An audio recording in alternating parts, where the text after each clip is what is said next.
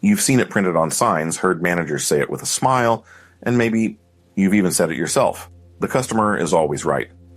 But what if that idea has been quietly ruining businesses for decades? What if that one phrase, created to build trust, has created more employee burnout, customer abuse, and scandals than almost anything else in modern retail? In this video, we'll break down the real story of that famous quote, and why today, even billion-dollar CEOs admit it's not true. London, 1909. The city is in the middle of an economic and cultural transformation. The Industrial Revolution has brought new wealth to parts of the population, but shopping is still a cautious affair for most. Enter Harry Gordon Selfridge, an American retail visionary with a bold plan. When he opens his grand new store, Selfridge's, on Oxford Street, it's more than just a shop. It's a statement. Elegant architecture, carefully dressed staff. For the first time, shopping is presented as a kind of leisure, not just a transaction. But Selfridge knew that nice walls and polished floors weren't enough. People had to trust that what they were buying wasn't a scam. And that's where his now famous idea would change everything. Somewhere around this moment, the phrase begins circulating, "The customer is always right." Selfridge didn't invent the basic idea. Versions of it had floated around in European commerce, but he made it famous.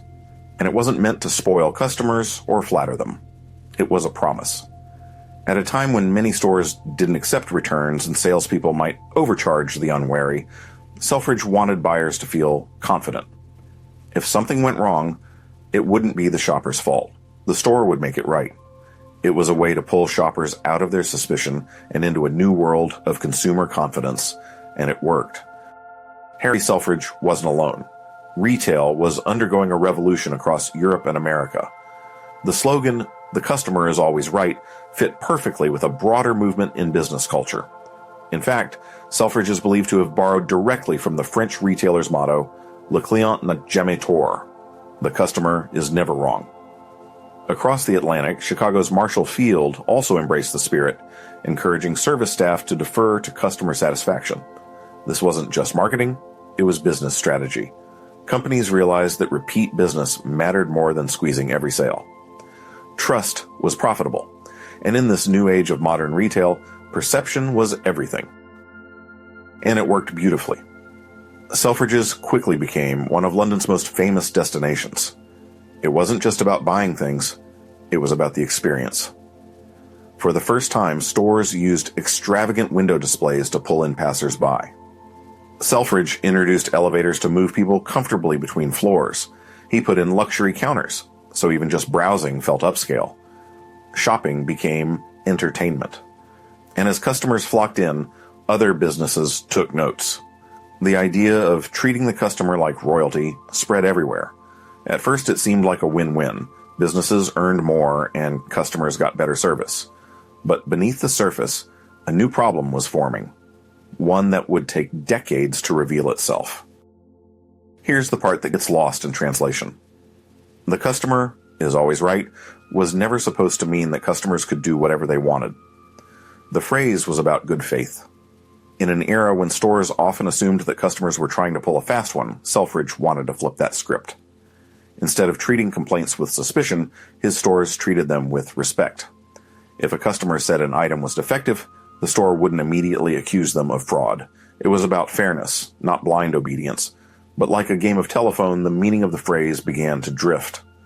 What started as a reasonable gesture of trust slowly mutated into a dangerous promise of infallibility.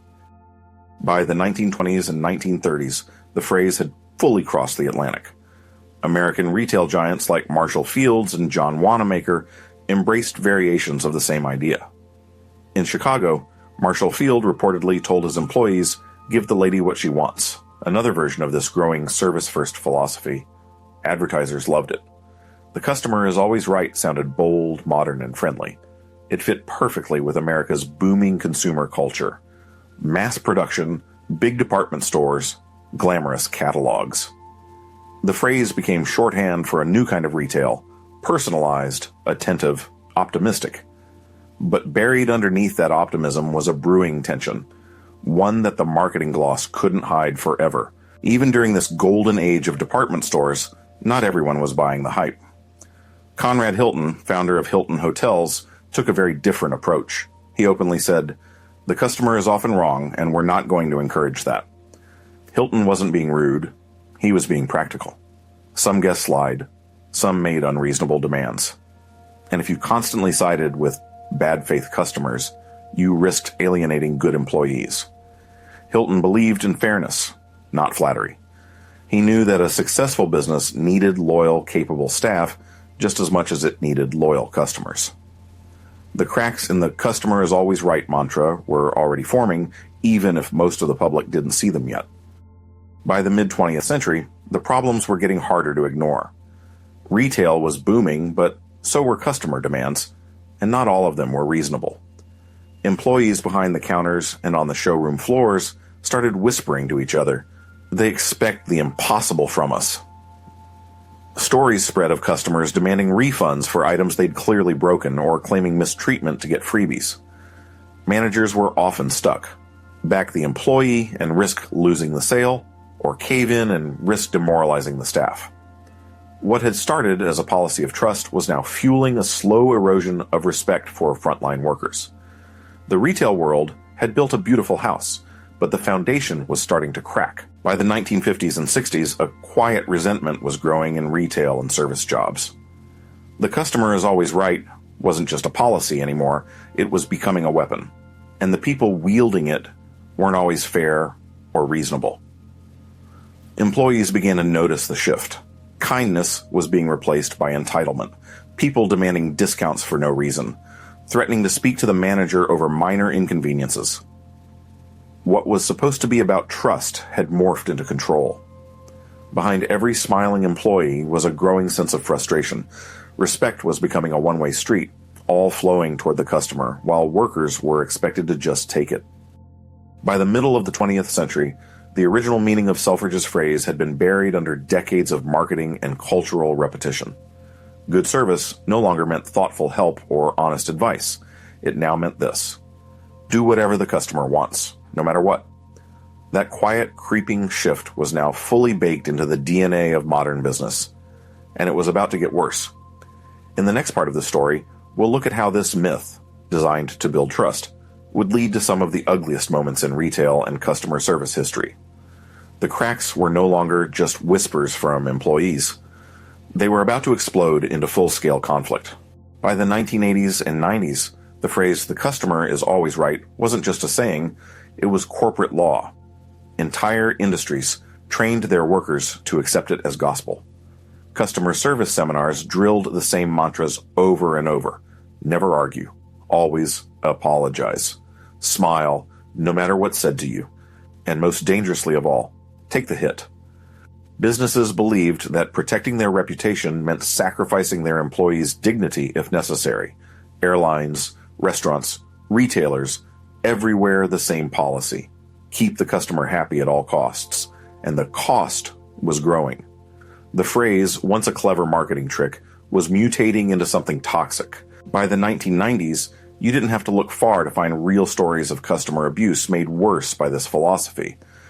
Airline agents, for example, were regularly forced to face screaming passengers when flights were overbooked.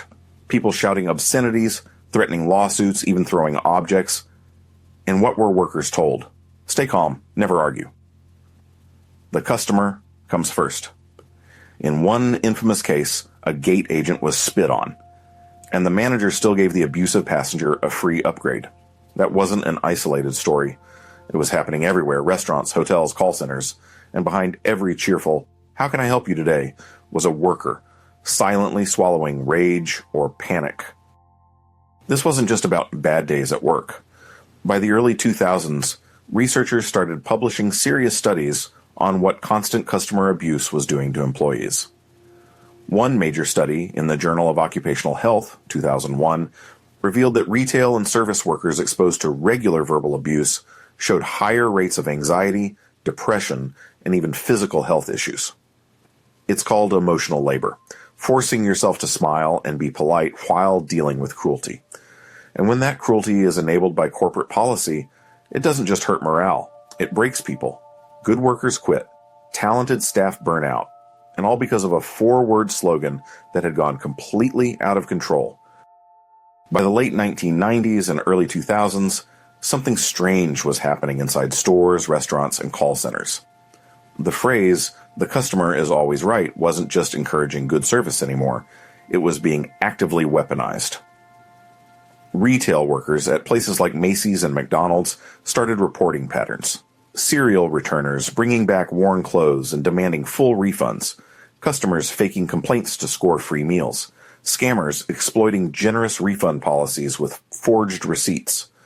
These weren't isolated incidents. They were learned behaviors, passed along through word of mouth and online forums.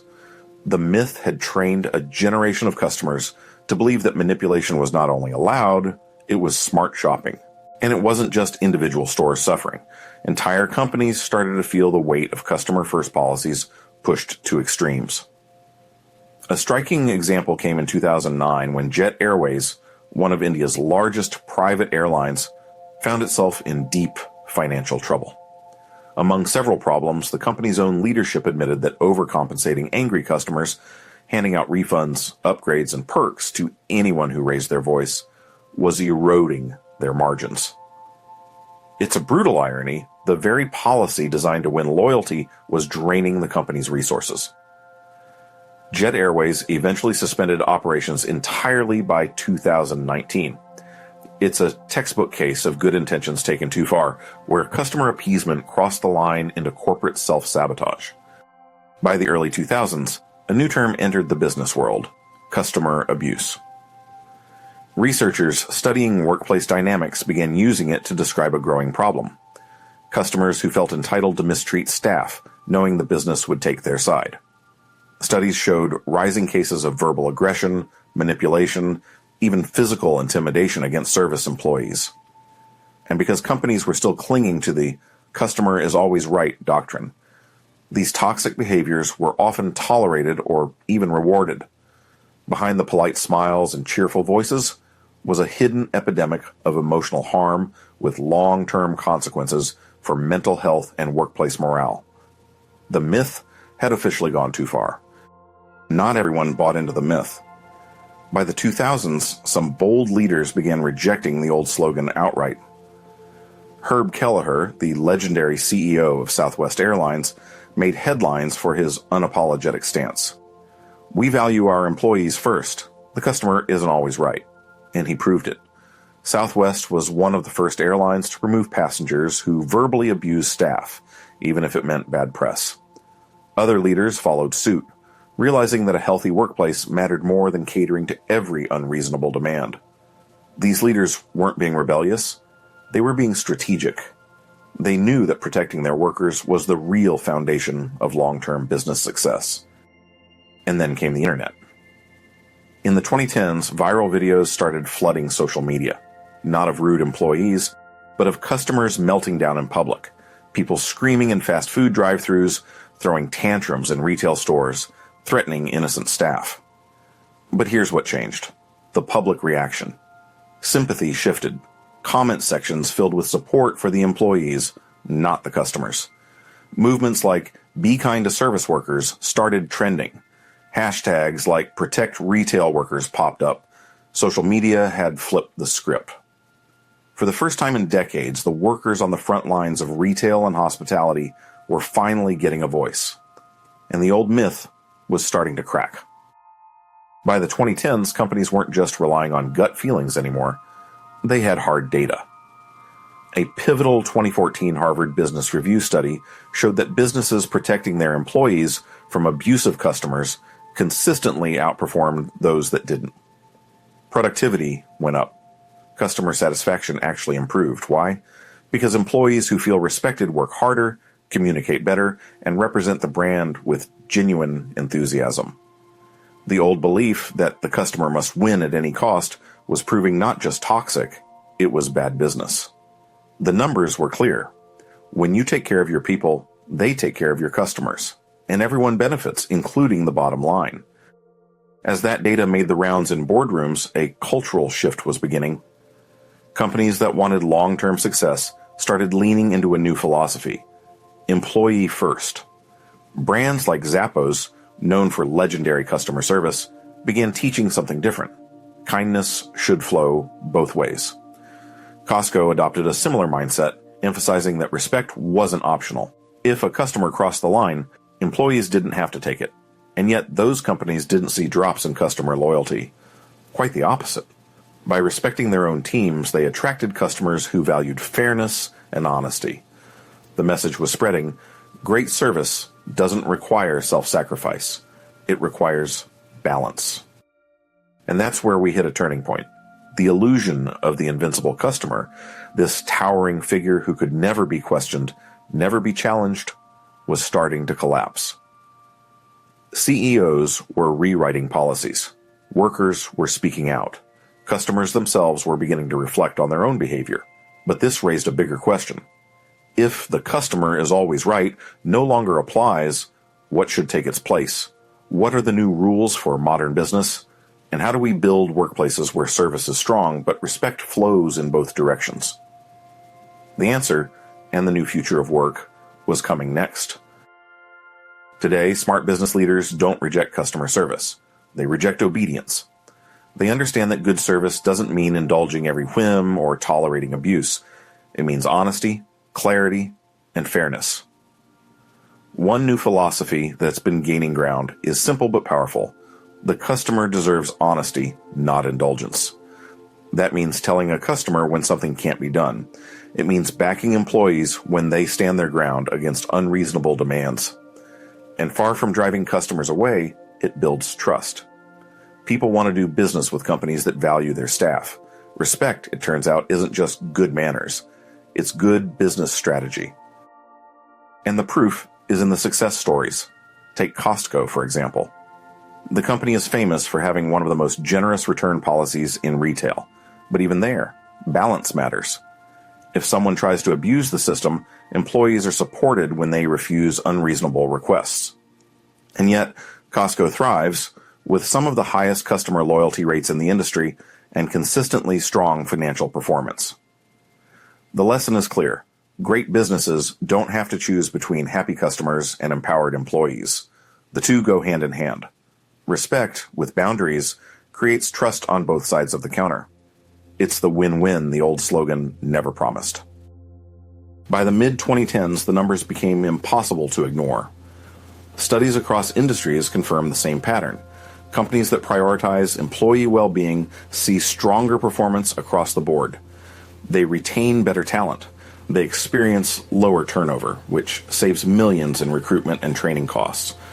But more importantly, these companies build deeper loyalty from both their teams and their customers. It's a ripple effect. Employees who feel safe and respected are more likely to go the extra mile, not because they're forced to, but because they want to. The old model demanded loyalty from workers. The new model earns it, and the payoff is better for everyone involved. Of course, companies haven't always gotten the balance right. One of the most infamous examples was United Airlines in 2017. A passenger was forcibly dragged off an overbooked flight.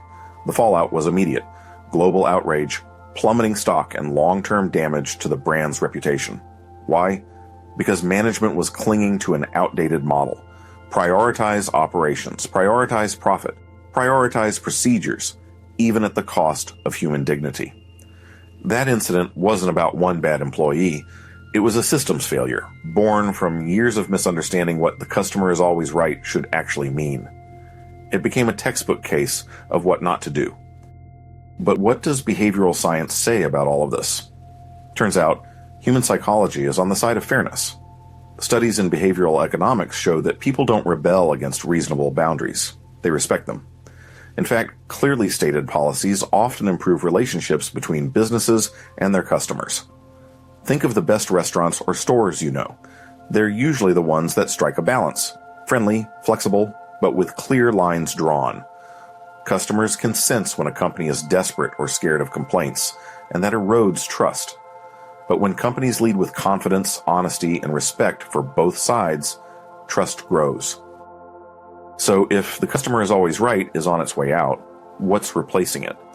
There's no single slogan yet, but new ideas are emerging. Practical, reasonable, and more human. Things like Treat customers fairly, not indulgently. Or respect is a two-way street. Another favorite in business circles, happy employees make happy customers. These new phrases aren't just catchy, they're grounded in real results. They reflect a shift from blind obedience to mutual accountability. And in the long run, that creates stronger businesses, healthier workplaces, and better relationships between brands and the people they serve. It's not a compromise, it's progress. This shift isn't just for CEOs or executives, it matters to everyone. Whether you run a business, work behind a counter, or you're simply a customer yourself, the lesson here is universal. Respect works both ways. For business owners, it means building a culture where employees aren't forced to sacrifice their dignity just to keep a sale. For employees, it means knowing that good service doesn't mean tolerating abuse. And for customers, it's a reminder that while you deserve fairness, that fairness is a two-way street. Relationships built on honesty last longer. And ultimately, when fairness, not flattery, leads the relationship, everyone wins. For almost a century, millions of workers were told to smile and take it, no matter what. They were told that the customer was king, even when that customer was cruel, dishonest, or unreasonable. But that era is ending. Today, more businesses are waking up to a better way. One where service is strong, but dignity is stronger. Where customers are valued, but not worshipped. Where trust and respect go in both directions. This isn't just a rewrite of a business motto, it's a rewrite of workplace culture itself. The next time you hear, "The customer is always right," remember, the truth is better than the slogan. And now we get to write that truth together. So next time you hear someone say, "The customer is always right," you'll know better. You'll know the real story behind the slogan, the people it harmed, the leaders who fought back, and how we can build something better. A business culture based not on blind loyalty, but mutual respect. And that's a future worth working for. Before we wrap up, I want to leave you with this. The stories we tell ourselves about business shape the world we build. If you found this breakdown thought-provoking, make sure to subscribe for more deep dives like this. Give the video a like if it made you rethink something, and I'd love to hear from you in the comments. Here's what I want to know. Have you ever worked a job where you felt pressured to follow the customer is always right rule, even when it didn't feel right? And if you run a business, how do you balance keeping customers happy while protecting your team? Let's build that conversation together below. And if you want to go deeper into how famous quotes can be twisted, don't miss my last video. It's all about the origins and misuse of fake it till you make it, and how that one idea fueled some of the biggest frauds of our time, from Theranos to Fire Festival. Check it out next.